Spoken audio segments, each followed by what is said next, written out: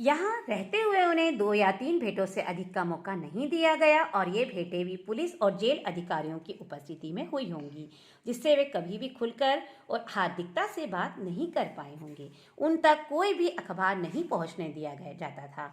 उनकी जैसी प्रतिष्ठा और स्थिति वाले नेता को बाहरी दुनिया के घटना चक्रों से एकदम अलग कर देना एक तरह की यंत्रणा ही है। इस यंत्रणा को जिसने भुगता है वही जान सकता है। इसके अलावा उनके कारावास की अधिकांश अवधि में देश का राजनीतिक जीवन मंद गति से खिसक रहा था और इस विचार ने उन्हें कोई संतोष नहीं दिया होगा कि जिस उद्देश्य को उन्होंने अपनाया था वह उनकी अनुपस्थिति में आगे बढ़ रहा है।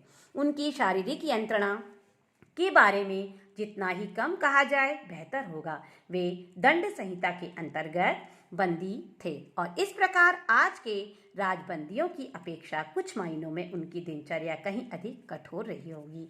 दंड संहिता जो नियम था दंड का, वह दंड संहिता कहलाएगा बच्चों।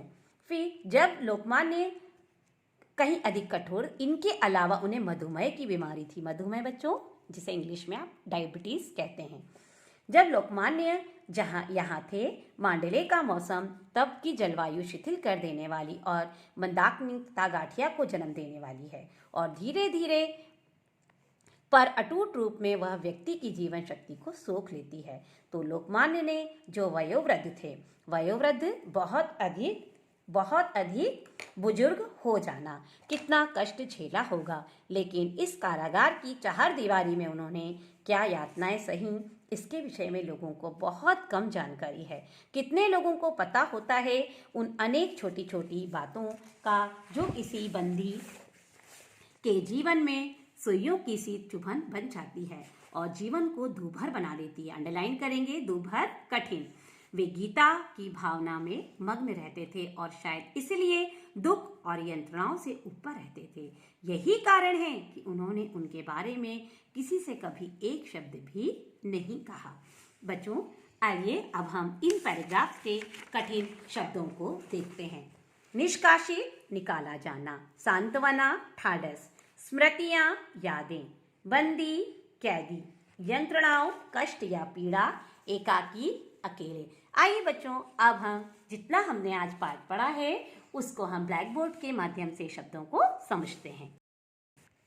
बच्चों इस पाठ का होलनेस जो कि मुझे पूर्व में बताना था, वो इस पाठ का होलनेस आप जरूर देखेंगे। पाठ की संपूर्णता, प्यूरिफिकेशन रीड्स टू प्रोग्रेस, शुद्धता ही उन्नति की सीढ़ी है। बच्चों अब इसके हम कुछ कठिन शब्द को अर्थ को देखेंगे जो हमने अभी पढ़ा। उस अनुच्छेद से हमने निकाले हैं पाठ सुभाष चंद्र बोस का पत्र। कठिन शब्द कारावास, जेल की सजा, प्रकांड उच्च कोटि का, दिलचस्पी शौक, प्रणयन रचना करना, सांत्वना ठाडस देना, बंदी कैदी, स्मृतियां यादें और एकाकी अकेले। बच्चों ये मैंने आपके जितने पैराग्राफ पढ़े हैं उसमें से शब्द हैं। कुछ शब्द मैंने उच्चारण के साथ आपको पुस्तक के माध्यम से बताए हैं।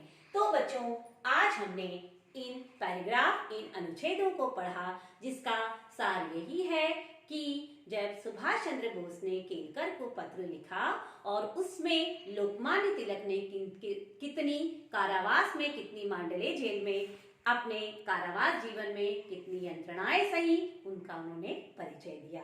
और सच में बच्चों यह शारीरिक और मानसिक यंत्रणाएं जो लोकमान्य तिलक ने सही, उसका वो बखान भी, उसका वो वर्णन भी पूर्णतः नहीं कर सकते।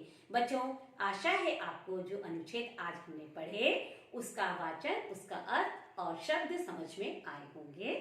आप बच्चों इसका गृह कार्य अर्थात आप इसको पुनः वाचन करेंगे और कठिन शब्द अर्थ को अपनी कॉपी में, हिंदी कॉपी में लिखेंगे। बच्चों आगे का हम वाचन, आगे की जो शेष वाचन है उसको हम अगली कक्षा में देखेंगे प्रश्नोत्तर और भाषा कार्य के साथ। तो बच्चों आज की कक्षा यही समाप्त होने के साथ साथ थैंक यू। जय गुरुदेव। Have a nice day.